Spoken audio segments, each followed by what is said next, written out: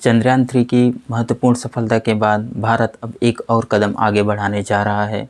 अब यह सूरज की स्टडी करने के लिए, सूरज के तापमान, उनसे निकलने वाली पराबैंगनी किरणों को अध्ययन करने के लिए यहाँ पर भारत की तरफ से, और यहाँ पे भारत का यह सबसे पहला मिशन होगा सूरज के लिए। सूरज के सरफेस का टेम्परेचर और अन्य जानकारियों को इकट्ठा करने के लिए यह भारत का पहला सैटेलाइट होगा। नमस्कार दोस्तों, चंद्रयान 3 की महत्वपूर्ण सफलता के बाद अब भारत एक कदम और आगे बढ़ाने जा रहा है और यहाँ पर सूरज की स्टडी करने के लिए सूरज के सरफेस का टेम्परेचर, उनसे निकलने वाली पराबैंगनी किरणें और ऐसी अन्य तरह की इन्फॉर्मेशन हमारे यह सैटेलाइट, जो कि जिसका नाम है आदित्य L1, यह कलेक्ट करके हमें भारत तक पहुँचाएगा।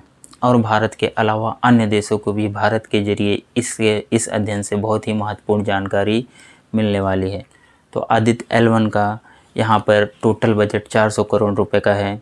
यहाँ पर आदित्य L1 का टोटल बजट 400 करोड़ रुपए का है और यह सूरज के तापमान और उनसे निकलने वाली पराबैंगनी किरणें, जो अल्ट्रावायलेट रेज होती है, उनका प्रभाव आदि तरह के इन्फॉर्मेशन को कलेक्ट करने के लिए यह जो आदित्य L1 सैटेलाइट है यह लॉन्च किया जाएगा।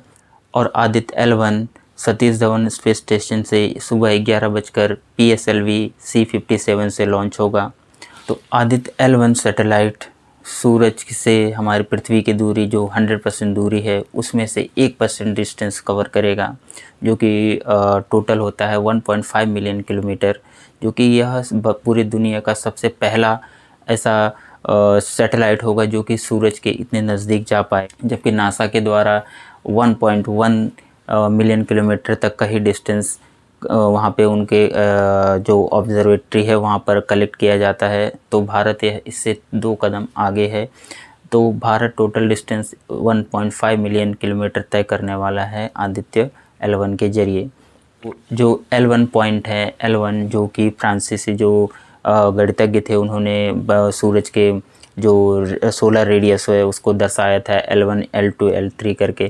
तो यहाँ पर L1 ऐसा पॉइंट है जहाँ पर आदित्य L1 जाकर स्टडी करेगा और इस स्टडी के दौरान, इस अध्ययन के दौरान सूरज और उस सैटेलाइट के बीच में किसी भी प्रकार की बाधा नहीं आएगी, कोई भी सोलर इक्लिप्स जैसे कोई भी समस्याएं नहीं आएगी। L1 पॉइंट से स्टडी करना भारत के लिए बहुत ही अनोखी बात होगी।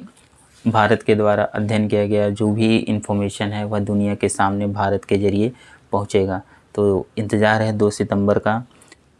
इसरो के चीफ एस सोमनाथ और उनके सहवैज्ञानिक इस जो अद्भुत कारनामा है इसको करके दिखाने के लिए यहाँ पर पूरी तरह से तैयार हैं। और यह आदित्य L1 जो कि सतीश धवन स्पेस स्टेशन से सुबह 11 बजे 2 सितंबर को लॉन्च होगा।